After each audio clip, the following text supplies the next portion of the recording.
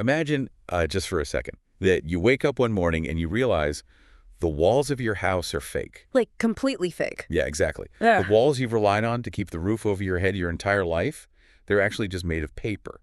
Right. And all it would take is one good push, and the whole thing would just come down. But, you never pushed. Yeah. Because no one ever told you it was paper. You just assumed it was stone. Right. You believed it was an unchangeable law of physics. And that realization, that terrifying but kind of exhilarating moment of recognizing the illusion is exactly what we are plunging into today. It's the ultimate question, really. Yeah. Who gave anyone the right to rule? Welcome back to your deep dive. If you've been following along with this massive 20-part exploration into the human architecture of hierarchy, well, we've been building towards something huge. We are finally standing at the summit of this material, which is honestly so exciting. It really is. To bring it all together, we are looking at the ultimate capstone dossier for this entire series. It's titled Episode 20, Freedom as the Default State. Right. And we're pairing that with the complete season-wide psychological synthesis. Plus, we're continuing to thread in those narrative case studies from the world of San Vitae, the awakening. Right, focusing heavily on the protagonist Curian's journey. Exactly. I have to say, those narrative elements really bring it home. I mean, it's one thing to read abstract theories about power, right? But it's another to watch a character actually break under the weight of an empire and then try to, put themselves back together. Oh, absolutely. The emotional weight of it is crucial. So our mission today is to unpack why humans build hierarchies in the first place. Yeah. How these systems literally rewire our physical brains, and why freedom isn't some utopian concept we have to invent from scratch. Right. It's actually our biological and psychological default. Which is wild. Yeah. So what happens when you, the listener, realize that every throne, every law, and every leader was invented by people no different from you? To even approach that paradigm-shattering question, we have to look backward first. Okay, take us back. Well, before anyone can understand how to reclaim their freedom, they have to understand the mechanics of why humanity surrendered it in the first place. Right, because it wasn't an accident. No, not at all. The anthropological research in our dossier paints a really clear picture. We didn't give up our autonomy because of some cosmic mandate or a grand divine plan. We surrendered it because, at one point in our evolutionary history, it was just a highly practical survival tool. Yeah, the dossiers detail how early human groups formed these really informal, fluid hierarchies simply because they needed to not die in a brutal environment. Exactly, just basic survival. Like the hunter with the best aim led the hunting party. Or the elder who had survived, 3 decades of harsh winters was trusted to resolve internal conflicts. Right, but the power wasn't inherited, and it certainly wasn't absolute. Right. The key word there is fluid. In small egalitarian bands, dominance hierarchies actually reduced internal physical violence. Which makes sense. Yeah, clear roles increased the efficiency of gathering calories, but human societies didn't stay small. No, they definitely did not. As we scaled up from roaming tribes of 50 people to these massive settled agricultural civilizations of thousands, that fluid practical system just broke down. Because you can't rely on personal trust when you're managing a whole city-state. Exactly. You need a way to make the structural hierarchy unquestionable. The leadership needed the masses to obey, even when the enforcers weren't standing right in front of them with a weapon. And enter the gods, the ultimate psychological technology. The ultimate technology. Myths and theology were incredibly effective tools for social control. Oh, for sure. The texts highlight Egyptian pharaohs claiming a direct bloodline to the divine, Mesopotamian kings declaring they received sacred laws directly from the heavens, and Japanese emperors tracing their lineage back to the sun goddess Amaterasu. Wow. When a ruler's authority is framed as a cosmic absolute, challenging the king isn't just treason anymore. It becomes a threat to the very fabric of the universe. Okay, let's unpack this for a second. It's like humanity installed temporary scaffolding to build a house, right? Because the scaffolding was practical and it kept them safe while working. I love this analogy, yeah. But then, centuries later, the descendants completely forgot about the house. They just started worshiping the scaffolding itself, totally convinced that the scaffolding was sacred and could never be altered. That analogy perfectly captures the psychological mechanism at play here. Myth provides this intense level of predictability in a chaotic world. And we love predictability. We do. When a hierarchy is framed as divine, it massively reduces societal anxiety.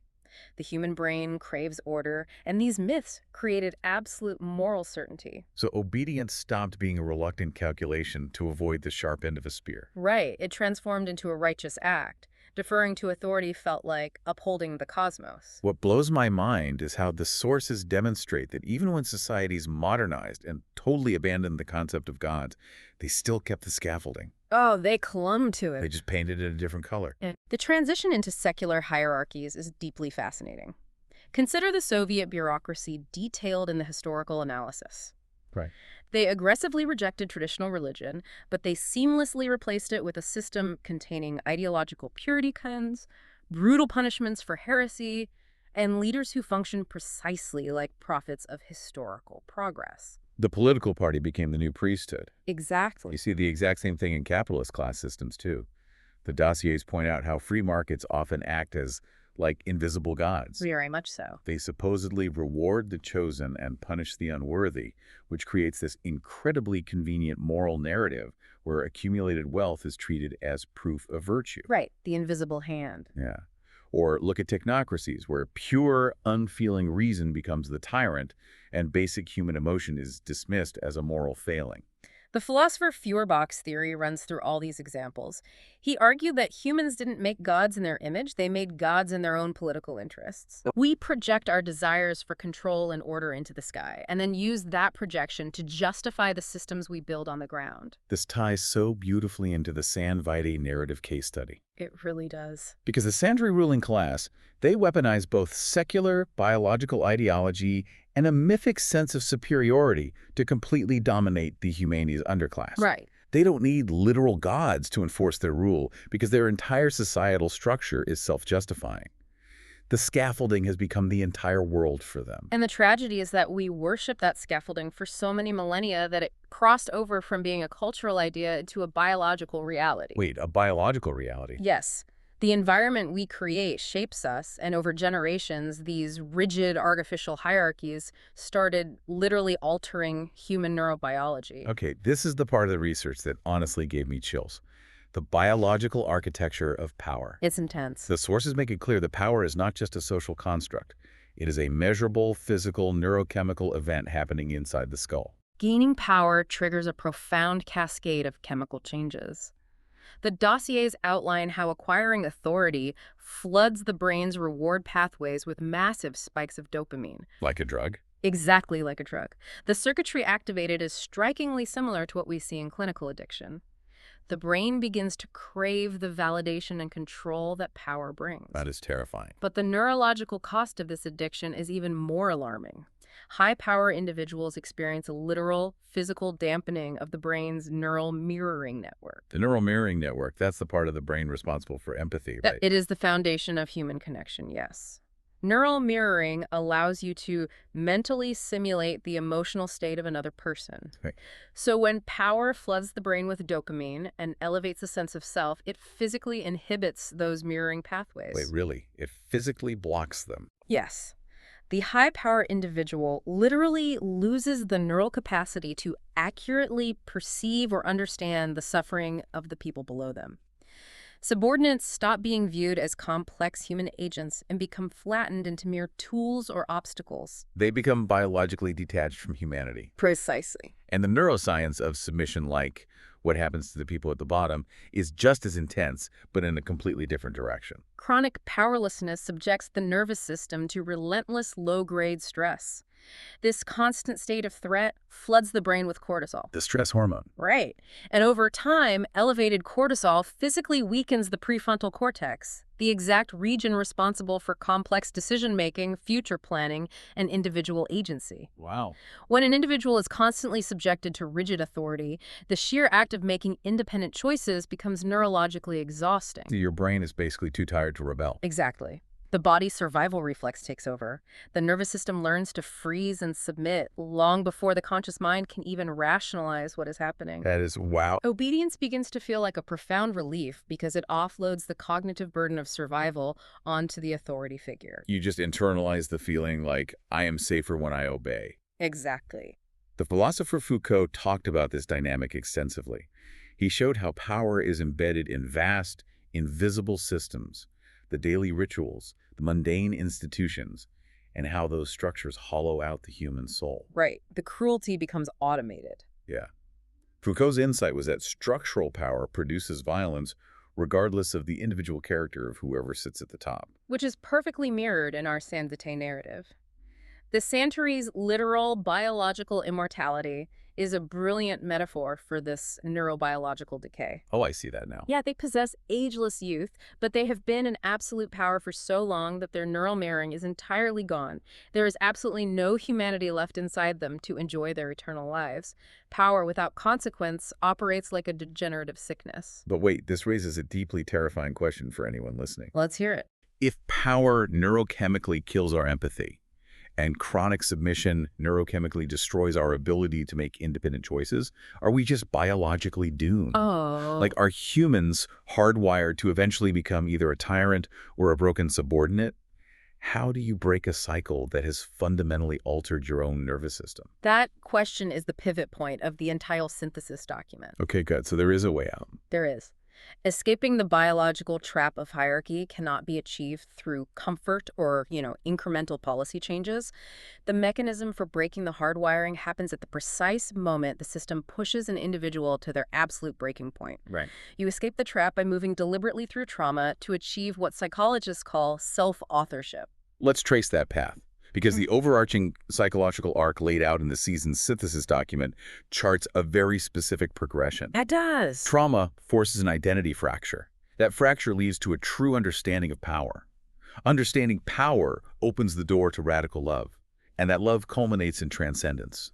And if we connect this to the bigger picture, the engine driving a person through those stages is meaning-making theory. Meaning-making, right? The psychological reality of suffering is deeply bifurcated. If a person experiences trauma and cannot attach any meaning to it, the brain descends directly into despair and learned helplessness. The cortisol wins. Exactly, the cortisol wins. However, if a person can synthesize that trauma, if they can attach a profound why to their suffering, the neurological response shifts. Wow. The pain forces a ruthless introspection that burns away the artificial scaffolding of their imposed identity. We see this exact mechanism play out with Kurian in San Vitae. He starts out completely fractured by trauma, carrying this heavy imposed identity as a protector and a weapon for the elite class. He's the ultimate subordinate at first. Right. But his awakening throughout the story isn't just him, changing his mind about politics. Yeah. It is a grueling existential process of unspooling his own programming. His journey perfectly illustrates the philosophy of becoming. Becoming, right. This theory posits that human identity is never a fixed, static destination.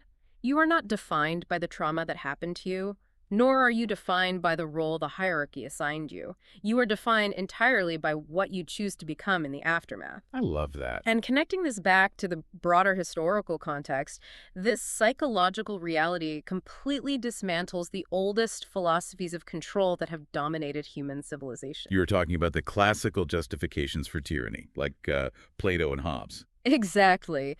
Plato argued fiercely for the concept of the philosopher king because he believed the everyday masses were fundamentally too irrational and chaotic to handle freedom. Right, they needed a smart guy in charge. Yeah.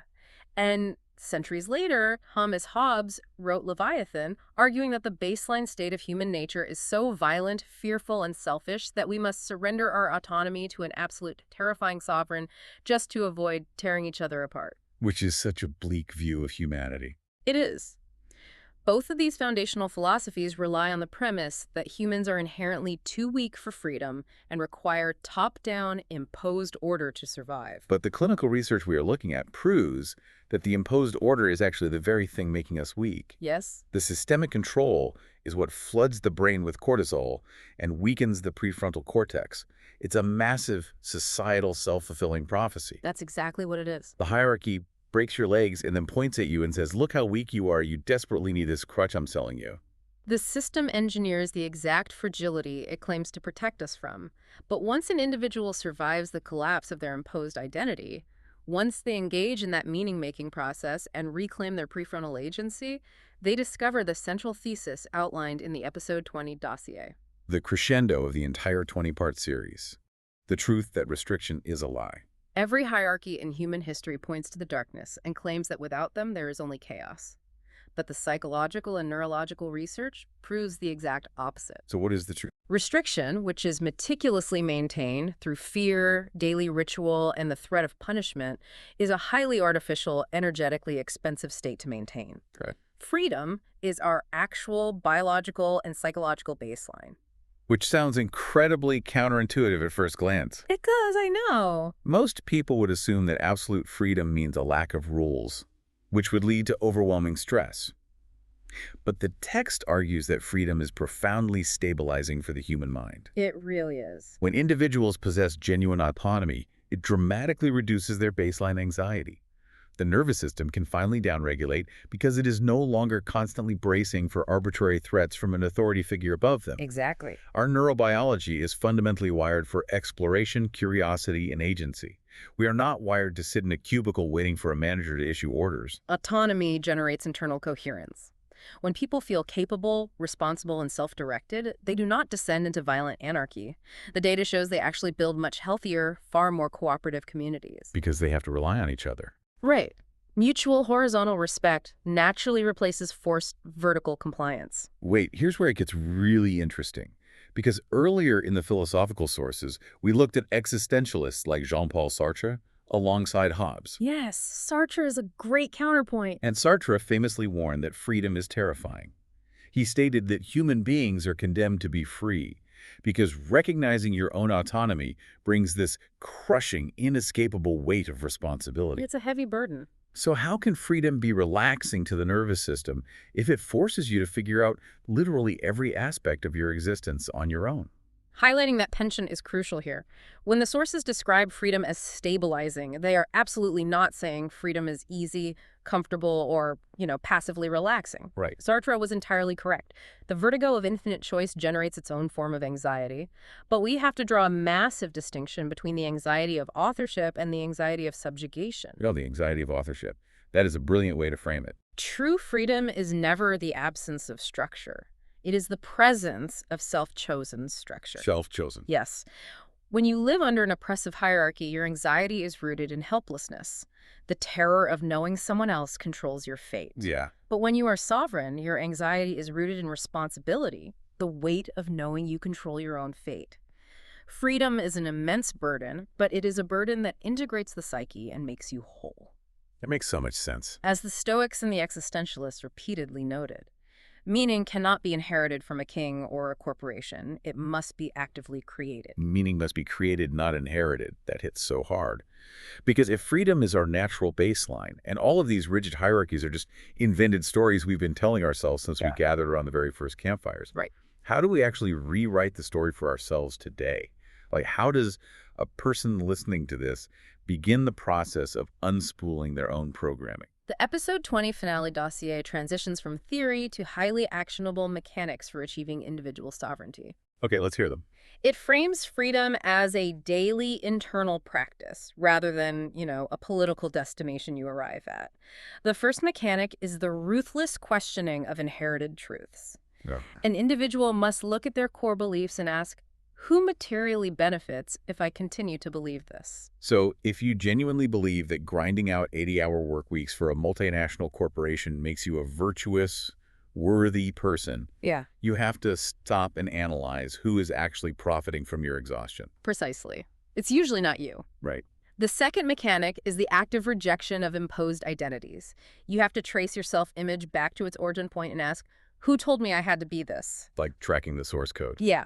Whether it is a rigid gender role, a socioeconomic class expectation, or a deeply ingrained familial obligation, you have to peel back the layers and see who placed that mask on you. Which leads directly into the third mechanic, I'm guessing, choosing your own values. Exactly. Once the mask is off, you have to locate your internal compass.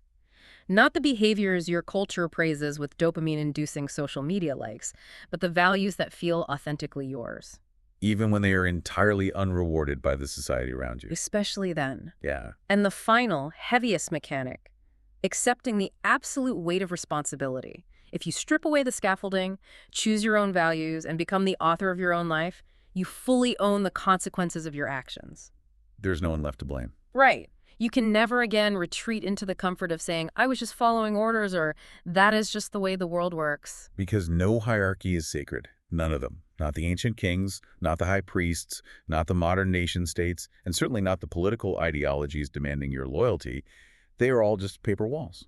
Which brings us to the profound realization at the very end of Kurian's narrative arc in San Vitae. Right, the finale. After surviving the trauma, fighting the physical battles, and piecing his fractured identity back together, his ultimate act of rebellion defies all the standard tropes. He doesn't go for the throne. He does not violently overthrow the Santorini system just to place himself on the newly vacated throne. No, because doing that would just be painting the old scaffolding a new color all over again. He'd just be restarting the cycle of dopamine and empathy erosion we talked about. Exactly. His final act is stunning in its simplicity. He simply walks beyond the borders of the empire. Wow. He realizes that the cage door has always been open, and he chooses to leave. He reclaims total sovereignty over his own mind and body, rendering their hierarchy entirely irrelevant to his existence. So what does this massive 20-part journey mean for you listening to this right now? It means that genuine freedom isn't something that will ever be benevolently granted to you by a progressive boss, an enlightened government, or a polite society. It's a posture of the soul. Exactly. You have to reclaim it from within your own mind. You have to stop waiting for external permission to exist on your own terms. Humans are not born obedient. We are systematically taught obedience by our environment. And the beautiful truth of neuroplasticity is that anything that is taught can be unlearned. To recap everything we've covered in this deep dive, we traced how ancient humans built informal systems just to survive a brutal world. Right. We saw how those practical systems mutated, utilizing gods, myths, and eventually secular bureaucracy to demand our unquestioning loyalty. We learned the chilling mechanics of how power literally rewires the brain, flooding it with dopamine and eroding empathy. While chronic fear floods the subordinate's brain with cortisol to enforce submission. We examined how the architects of control have constantly pushed the narrative that without their heavy hand, society would collapse into chaos, masking the reality that their control is the very thing making us fragile. But the ultimate takeaway from this towering stack of research is this. Because everything is human-made, even the untouchable gods, the complex economies, and the rigid laws, you are completely free to remake yourself. Restriction is the historical deviation. Freedom is your biological baseline.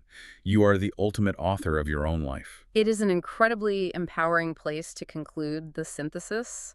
But before we officially close this dossier, I want to leave the listener with one final, unmentioned thread to mull over. Oh, lay it on us. We've established that human history is a relentless cycle of building artificial, hierarchical scaffolding out of a deep psychological desire to avoid the chaos of unpredictability. Right.